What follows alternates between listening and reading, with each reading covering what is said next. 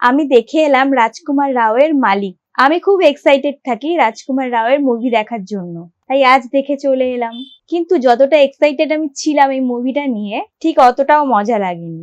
কারণটা আমি একটু পরে বলছি। তার আগে বলি, হ্যালো, আমি সিনেমাসি। চলো এবার গল্পতে ঘুরে আসি। এই মুভিটা হলো একটা গ্যাংস্টার ড্রামা, যাতে রাজকুমার রাও অভিনয় করেছে লিড রোলে, যা আন্ডারওয়ার্ল্ডের একজন ব্যক্তির ক্ষমতা বেড়ে ওঠার গল্পটা দেখিয়েছে। এর মধ্যে অ্যাকশন আছে, অ্যাডভেঞ্চার আছে, আর অবশ্যই এন্টারটেনমেন্ট রয়েছে। এই মুভির পরিচালক পুলকিত, লেখকের নাম হলো জ্যোৎস্নানাথ আর পুলকিত। মুভিটির রান টাইম 2 ঘন্টা 29 মিনিট। কাস্টিং এর কথা যদি বলি, এই মুভিতে কাস্টিং এর লম্বা লাইন লেগে আছে। অনেক ভালো ভালো অ্যাক্টরস আছে, তার মধ্যে আমার ফেভারিট রাজকুমার রাও। রাজকুমার রাওয়ের অ্যাক্টিং আমার দারুণ লাগে, আর সেই জন্যই আমার এই মুভিটা দেখতে যাওয়া। অসাধারণ অ্যাক্টিং করেছে রাজকুমার রাও। এবার আপনাদের মনে হতে পারে যে আমি তো রাজকুমার রাওয়ের ফ্যান, তাই ভালো বলছি। শুধু আমি না, প্রতিটা দর্শক বলবে একই কথা। রাজকুমার রাওয়ের অ্যাক্টিং এর কোনো তুলনা হবে না। তবে রাজকুমার রাওয়ের সাথে বাংলার অ্যাক্টর প্রসেনজিৎ চ্যাটার্জিকেও দেখতে পাবেন এই মুভিতে। এই মুভিতে এত অ্যাক্টরস রয়েছে, তার জন্য অনেকেই মালিককে পরম আতশবাজি বলে নামকরণ করেছেন। এই সিনেমাটি 1980-র দশকে এলাহাবাদে, যেটা এখন প্রয়াগরাজ নামে পরিচিত, তখনকার পরিস্থিতির সম্পর্কে এই গল্পটা সাজানো হয়েছিল।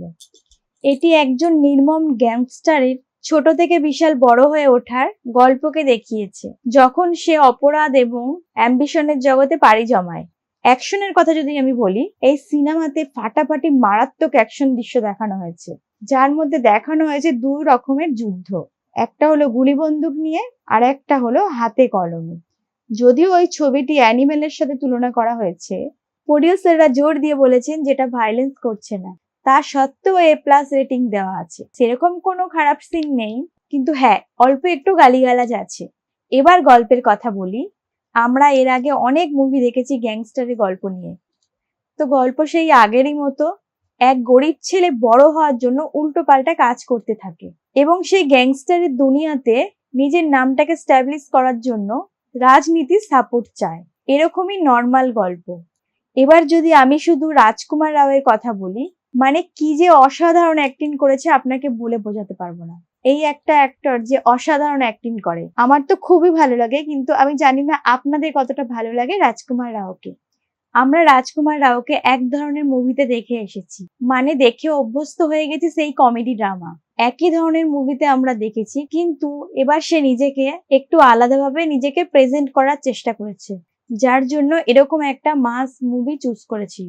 কিন্তু কথাটা হচ্ছে, শুধু অ্যাক্টিং এর উপর বেস করে কোনো মুভি চলে না, কারণ গল্পের মধ্যে সেরকম কোনো দম নেই, এটা আমার মনে হয়েছিল। এবার আপনারা যদি কোনোদিন এরকম ধরনের মুভি না দেখে থাকেন, তাহলে হয়তো আপনাদের কাছে এটা ভালো লাগতেও পারে। তবে এখানে আমাদের দাদা, মানে যিনি বাংলা বলতে আপত্তি করছিলেন কিছুদিন আগে, উনি এই সিনেমাতে কাজ করেছেন। মানে আমাদের দাদা প্রসেনজিৎ চট্টোপাধ্যায়, উনিও খুব ভালো অ্যাক্টিং করেছেন। মিউজিক মোটামুটি অ্যাভারেজ আছে, আমার অতটাও ভালো লাগেনি। আর কি বলবো, যদি আপনার কাছে অনেক টাকা আছে তো খরচ করতেই পারেন মুভিটা দেখে। সিনেমাসির তরফ থেকে এই মুভি রেটিং 5-এর মধ্যে 2.5। আজকে এখানেই শেষ, আবার দেখা হবে নতুন কোনো ভিডিওতে, কিন্তু সাবস্ক্রাইব করতে ভুলবেন না।